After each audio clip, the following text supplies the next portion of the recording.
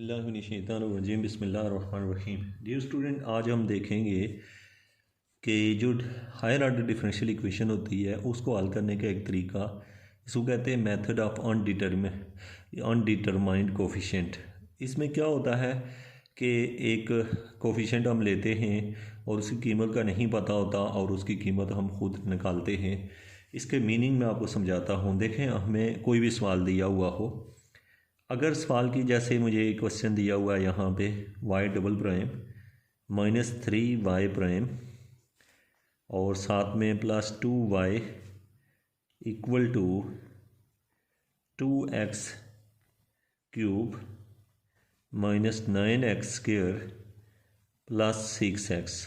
तो पहले मैं आपको एक सवाल के बारे में थोड़ी सी मालूमात देता हूँ और फिर उसके बाद जो है ना, इस सवाल के ऊपर हम कम्प्लीटली पूरी एक्सरसाइज को एक नज़र देखते हैं कि यार ये किस तरह के सवालों पे ये मेथड अप्लाई होता है और क्या ये मेथड लगाना ज़रूरी है या कोई और मेथड भी है। देखें, हम प्रीवियस वीडियोस में देख चुके हैं कि इस तरह के सवालों को हम एक और तरीके से यानी डायरेक्ट टेक्निक से भी सॉल्व कर सकते हैं। तो फिर ये मेथड क्यों यूज़ करते हैं? असल में ये होता है कि कुछ जो डायरेक्ट टेक्निक्स होती हैं वो हम कंप्यूटर के अंदर, जब असल में हम थ्रू आउट मैथमेटिक्स जो है वो कंप्यूटर के थ्रू हल करते हैं जब हम रिसर्च वर्क पे होते हैं। या फिर याद रखें, चूँकि पेपर, अगर आप पेपर के लिहाज से सोच रहे हो तो पेपर में चूँकि वो साथ लिख देता है कि यही मेथड लगाना। अब ऐसा कहता क्यों होता है कि यही मेथड लगाना? इसलिए कि जो टेक्निक्स होती हैं ना कुछ, वो हर जगह यानी उनके कंप्यूटर कोड में इश्यूज़ रहते हैं और जो कुछ ऐसे मेथड होते हैं जो कि कंप्यूटर कोडिंग आसान होती है और सम टाइम वो मेथड या टेक्निक फ़ेल हो जाती हैं, तो तब भी ये मेथड यूज़ किया जा सकता है। तो अब जब भी स्टूडेंट ये बात नोट किया करें कि आपको कोई भी हायर ऑर्डर डिफरेंशियल इक्वेशन का सवाल हल करना हो तो उसमें हमें क्या इशू होता है जिसकी वजह से हम मुख्तलिफ़ तरीके देखते हैं। ठीक है, मैंने यहाँ पे जो सीरीज़ बनाई हुई है जिसके अंदर आप प्ले लिस्ट में देखें तो वहाँ पे सारे के सारे जो है ना वहाँ पे मेथड दिए हुए हैं। जैसे यहाँ पे मैं आपको पहले मेथड या टेक्निक मैंने समझाई हुई है। देखें, ये जैसे सवाल है, पेपर में आपसे वो कहता है कि इस सवाल को हल करें किससे, यूसी मेथड से। अब देखो, इसमें हमें ऐसा सवाल दिया जा सकता है जिसमें इधर ज़ीरो दिया हो तो वो तो फिर यूसी मेथड से हल ही नहीं होता, वो डायरेक्ट उसका एक ही सोल्यूशन होता है, कॉम्प्लीमेंट्री सोल्यूशन। लेकिन अगर दोनों साइडें दी हुई हों तो फिर हम क्या करते हैं कि देखें, यहाँ पर e⁻2x है तो इसका मतलब है हम यूसी मेथड लगाएंगे। इधर देखें, यहाँ दो फंक्शन हैं, यहाँ पे देखें दो अलग-अलग से हैं, इधर देखें तो ये जो इस वाली साइड होती है ना, इसको बेसिकली हमको कहते होते हैं पार्टिकुलर सोल्यूशन। एक ख़ास सोल्यूशन होता है ये, और उसको निकालने का एक तरीका है जिसको हम यूसी मेथड कहते हैं। ठीक है, अब हमें कोई भी सवाल दिया हो, देखिए सवालों की यही टाइप हो सकती हैं, या तो वो एक्सपोनेंशियल होगा या वो ट्रिग्नोमेट्रिक होता है या फिर वो ये दो अलग हैं, ट्रिग्नोमेट्रिक और एक्सपोनेंशियल अलजेब्रिक मिक्स हैं। तो ये असल में जो मिक्स है तो उससे भी कोई फ़र्क नहीं पड़ता। हम इन तमाम तरीक़ों को यूसी मेथड से अगर हल करें तो हमें कोई इफ़ेक्ट नहीं पड़ता इस साइड से यूसी मेथड के ऊपर। बट बस यहाँ पे जब हम अपने पास से सोल्यूशन लेते हैं तो पहले असल में जिस बंदे ने ये मेथड बनाया है यूसी मेथड, उस बंदे मैंने कहा कि यार जो भी सवाल हल करता हूँ उसका जो आंसर आ रहा है उसमें वो चीज़ वापस आती है जो सवाल में थी।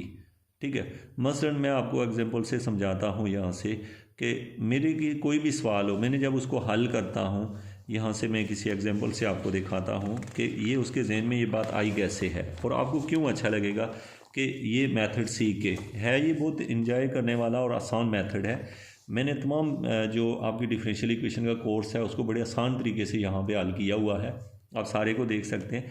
ये देखिएगा, ये सवाल है, इसमें देखें x sin 2x जैसे ये सवाल है। तो इस सवाल को जब हम हल करते हैं, ये सवाल है, जब हमने इसको हल किया तो हल करने के बाद जो है ना इसका जो जवाब आता है मैं वो दिखाता हूँ आपको। देखें, इसके सवाल में क्या है, e⁻x भी है और sin 2x भी है। आंसर देखिएगा इसका, ये है इसका आंसर जब इस बंदे ने इसको हल किया है, ये दिया हुआ है। अब मैं दिखाता हूँ आपको इसमें क्या खास बात है। ये देखें, ये तो अब देखिएगा कि आपने सवाल में देखा था sin 2x है, तो इंटरेस्टिंग बात देखें कि जवाब के अंदर साइन भी आ रहा है, काज भी आ रहा है। तो ये उस बंदे को असल में पहले जब उसने कुछ सवाल देखे और हल किए तो उसने कहा कि यार जो चीज़ ट्रिग्नोमेट्री वाली होती है वो जवाब में लाजमी आती है। देखें, ये आया हुआ है इधर, ये और ये तो इसका मतलब है ये वाला सोल्यूशन, वो नहीं बल्कि ये कि एक तो जो साइन वाला फंक्शन होता है वो वापस आता है और जो एक्सपोनेंशियल वाला होता है वो वापस आ जाता है आंसर में। तो इससे उसको एक आइडिया मिल गया कि भाई आप कर क्या रहे हैं। ठीक है, मैं यहाँ से आपको एक चीज़ और दिखाता हूँ। ये आपको सही से इन तमाम चीज़ों का इल्म होना चाहिए ताकि आप जब सवाल हल करें तो आपको आइडिया हो कि उसने क्या ऐसा कमाल किया है जिस बंदे ने इस मेथड को स्टार्ट किया है। ठीक है, तो अब यहाँ पे स्टूडेंट इसका मतलब ये हुआ कि जब हम इस सवाल को हल करेंगे, जैसे यही वाला सवाल है, तो इसके सॉल्यूशन के बिहेवियर में जो ये वाला हमारा क्वेश्चन है जिसकी दूसरी साइड के ऊपर यहाँ पे जो दी हुई कीमत है, ये हम कोई भी सवाल जब हल करते हैं तो जब उसका आंसर आता है तो फिर उसके आंसर के अंदर जो रिज़ल्ट होते हैं वो वही होते हैं। जैसे यहाँ पे हमारा जब इसको हल करूँगा मैं, यानी इस सवाल का वाईपी निकालूंगा, तो जब भी निकालता हूँ तो सम वही चीज़ आई होती है जो पहले से सवाल के अंदर मौजूद थी। मतलब यहाँ से ही कुछ ना कुछ आंसर में से निकल के आता है और उसी आर्डर का निकल के आता है। तो इस तरह की बात से हमें method of undetermined of coefficient का आइडिया हुआ। इससे ये बातें करने का पर्पज़ आपके अंदर पहले इंटरेस्ट डेवलप करवाना कि कोई वो क्या सोच रहा था जिसने ये मेथड डेवलप किया।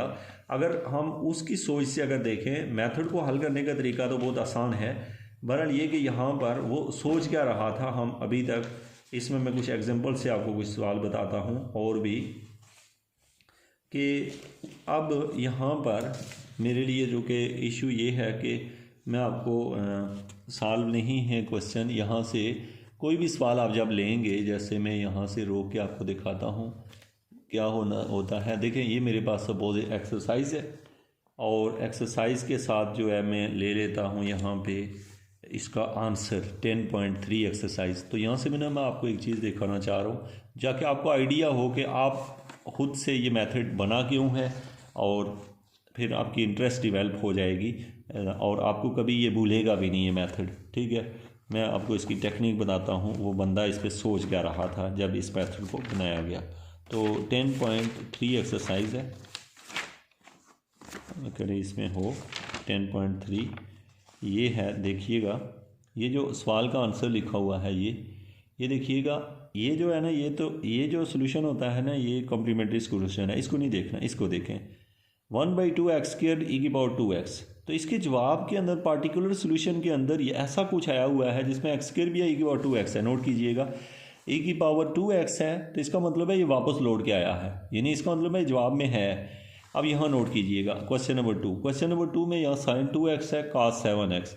अब देखिएगा आंसर के अंदर ये मौजूद होगा वापस। देखिएगा कैसे, क्वेश्चन का आंसर देखें, ये देखें, ये मेरे पास आ गया। क्वेश्चन का रिज़ल्ट जो है दूसरे का ये है sin 2x cos 2x। ये यहाँ से जो हमारे पास यहाँ पे है sin 2x cos 2x वो आया हुआ है। कांस्टेंट चेंज हो जाते हैं लेकिन ये चीज़ें वापस लौट के आती हैं। अच्छा, अब ये तो चलें यूसी मेथड से हल हुए ना। आपसे को कहता है देखें 10.2 एक्सरसाइज में आपको दिखाता हूँ। मसलन ये एक्सरसाइज है, देखिएगा कि उस बंदे को पहले पता था यार इस तरीके से जब हम सवाल हल करते हैं तो जो चीज़ यहाँ है वो वापस आती है। जैसे e⁻x है तो 10.2 एक्सरसाइज को देखिएगा, 10.2 ये है 10.2। तो ये जो जिनके साथ कांस्टेंट लगे होते हैं ना, ये तो कॉम्प्लीमेंट्री सोल्यूशन होता है। जिनके साथ कांस्टेंट नहीं लगे होते, आप यहाँ से नोट करें, ये इसके साथ देखिए कांस्टेंट नहीं लगा हुआ, उसके साथ e⁻x मौजूद है। तो इससे हमें ये पता चला कि जो e⁻x, यानी अक्सर MCQs में भी ये सवाल हमसे पूछा जाता है कि जो उस साइड पे दिया हुआ है वहाँ से हमें यूसी मेथड से हमें ये फ़ायदा होता है कि हमें पहले कुछ हद तक आंसर का आइडिया हम पहले ही कर लेते हैं कि ये जवाब आता है सवालों का। इस बात से उसने फ़ायदा उठा के इस मेथड को डेवलप किया है। अब जैसे मैं आपको ये बता रहा हूँ कि कोई और एग्जांपल ले लें। जैसे मैं यहाँ से ना 10.2 एक्सरसाइज का कोई और सवाल देखता हूँ। लेट्स सपोज ये सवाल है 14वां क्वेश्चन। अब देखें, इसमें एक x³ है और एक cos 2x है। अच्छा देखिएगा, अब कंफर्म पता है कि जो क्वेश्चन नंबर 14 का आंसर होगा उसमें cos 2x भी होगा। और देखिएगा क्वेश्चन नंबर 14 जाके देखें तो इसके साथ लिखा हुआ है, नहीं ये तो दूसरी एक्सरसाइज है 10.4। यहाँ पर क्वेश्चन नंबर 14 ये देखें कि इसके आंसर में देखें तो ये देखें cos 2x वापस आया हुआ है, ये लिखा हुआ है वही वाला cos 2x, ये cos 2x वापस आया हुआ है। ये जो कांस्टेंट वाले होते हैं ये तो कॉम्प्लीमेंट्री सोल्यूशन है, इसकी तो बात ही ना करें। ये जो है तो इसका मतलब है वाकई cos 2x वापस आया है, जो चीज़ हमें चाहिए थी वो वापस लौट के आई हुई है, cos 2x यहाँ पे आया हुआ है। और इसके साथ एक और चीज़ आई हुई है, x³ नोट करें, x³ आया हुआ है। तो अब हमने नोट किया कि यार ये तो सवाल में भी था, देखें जवाब के अंदर भी आया हुआ है। नोट कीजिएगा, इसमें देखें अगले में 15वां क्वेश्चन। अब क्वेश्चन को गौर से देखें, C1 C2 C3 C4 ये कॉम्प्लीमेंट्री सोल्यूशन से आए हैं, लेकिन ये वाला जो हिस्सा है ना x/10 cos हाइपरबोला x, इसको गौर से देखें तो cos हाइपरबोला x ये, और एक ये आया हुआ x sin 2x/40 और 1/8, ये 3 नंबर हैं। इन 3 नंबर से देखिएगा क्वेश्चन नंबर 15।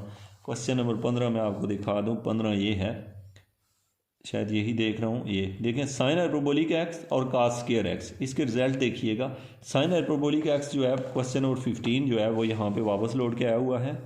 ये किधर गया है क्वेश्चन नंबर 15, साइन, हाँ ये है, लेकिन ये आप किस शक्ल में है, cos में है, कन्वर्ट होके cos में है, मतलब ये कि उसका डेरिवेटिव होके यहाँ पर ये मौजूद है क्वेश्चन नंबर 15 का। ठीक है, ये जो दूसरा हिस्सा होता है ये तो हमने चूँकि उसकी शेप बदल दी है जिसकी वजह से हमें उस तरह नज़र नहीं आ रहा, लेकिन ये जो cos हाइपरबोलिक x है ये वही है जो पीछे था, मतलब साइन था तो यहाँ पे हमें cos मिला है।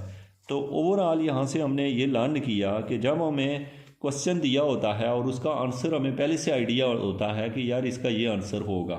ठीक है, अच्छा अब स्टूडेंट मैं आपसे यहाँ से अगर ये पूछूं कि मुझे ये बताओ बच्चों, जैसे क्वेश्चन नंबर 9 को देखो और मैं आपसे कहूँ कि क्वेश्चन नंबर 9 के आंसर में क्या क्या होगा। एक तो ये देखो यहाँ x² लिखा हुआ है, ये अकेला है, इसका मतलब है ये x² तो होगा, x² क्वेश्चन के अंदर होगा, साइन और cos ये होंगे। अब देखिएगा हम जाके देखते हैं क्वेश्चन नंबर 9, जाके देखते हैं क्वेश्चन नंबर 9 10.2, क्वेश्चन नंबर 9 ये है जी 9, ये देखें इसमें cos x भी है, sin x भी है और x का स्क्वायर भी है, तो वो तीनों कीमतें देखें दोबारा यहाँ पे आई हुई हैं। तो इससे आपने क्या लर्न किया कि यूसी मेथड बनाया इस तरह से गया है कि हमें पहले आंसर का आइडिया होता है कि ये आंसर वापस आएगा हमारे सवाल में, इसकी बेस पे हमने यूसी मेथड डेवलप किया है। तो एक ये कि इसमें तो चले आपने डेवलपमेंट देख ली, मैंने वीडियो जो है वो बनानी शुरू की थी, मैं असल में मेथड को सॉल्व करना चाह रहा था, तो फिर मुझे पता चला कि मेथड तो अभी आपको इंटरेस्ट तो होनी चाहिए ना कि ये क्यों इसने इस मेथड को हल करते हैं, तो क्या प्रोसेस होता है। तो अब मैं आता हूँ सवाल की तरफ कि उसके जहन में ये बात थी तो उसने इससे क्या फ़ायदा उठाया, हम वो देख लेते हैं। ये हमने देखा है कि ये हमारा है क्वेश्चन। अब स्टूडेंट हमें ये बताया है यूसी मेथड से, हमें ये पता चला है यूसी मेथड एक ऐसा मेथड है जो हमने किसी दूसरे मेथड से निकले हुए आंसर से डिराइव किया हुआ मेथड है। तो ये डिपेंड करता है हमारे YC के ऊपर, किसके ऊपर, YC के ऊपर। हमें YC लाजमी चाहिए होता है। तो अब इस सवाल का पहले हमें चाहिए YC। मैं जब YC इसका निकालूंगा तो डेफिनेटली आपको पता है कि YC निकालने के लिए इसको मैं इस फॉर्म में लिख सकता हूँ, जैसे d² - 3d + 2 = 0। इसको हल करें तो ये यहाँ से मुझे आंसर देगा d² - 2d - d और फिर उसके बाद +2 = 0। तो इसको सॉल्व करूँ मैं अगर, तो ये आएगा d × d - 2 - d - 2 = 0।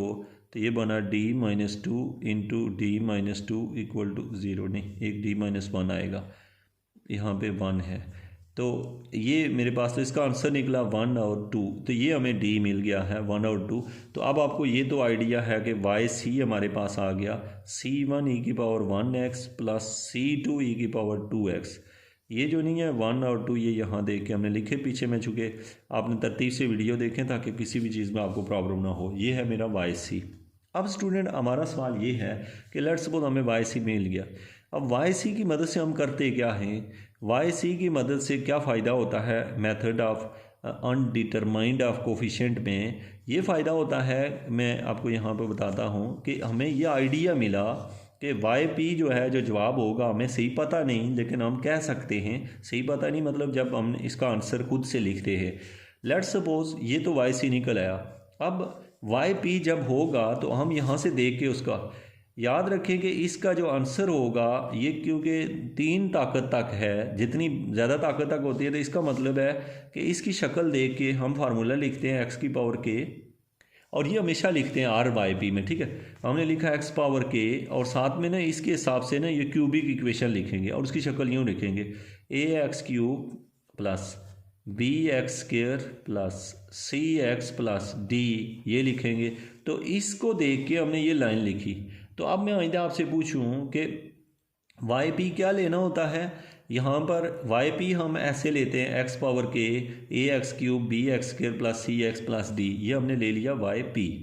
अब स्टूडेंट ये क्यों लिया, क्योंकि हमें पता है कि वाई पी का जो भी आंसर होगा उसके अंदर इनमें से एक तो वापस लौट के आएगा। मतलब हमने आंसर पहले देखे हैं कि वाकई जब ये कीमत दी होती है इसका कुछ हिस्सा आंसर के अंदर लाजमी होता है। हिस्सा मतलब जैसे एक्स क्यूब आगे आंसर में आता है या एक्स स्क्वायर आएगा या एक्स आएगा, तो ये हमें पहले ही पता होता है। तो इनके साथ हमने कांस्टेंट इसलिए रखे हैं कि बाद में हम इन कांस्टेंट की कीमतें यहाँ पुट कर देते हैं जो ज़ीरो हो। तो इससे हमने क्या सीखा कि जब भी वाई पी निकलता है तो वो वैसा ही होता है जैसे वो सवाल दिया होता है।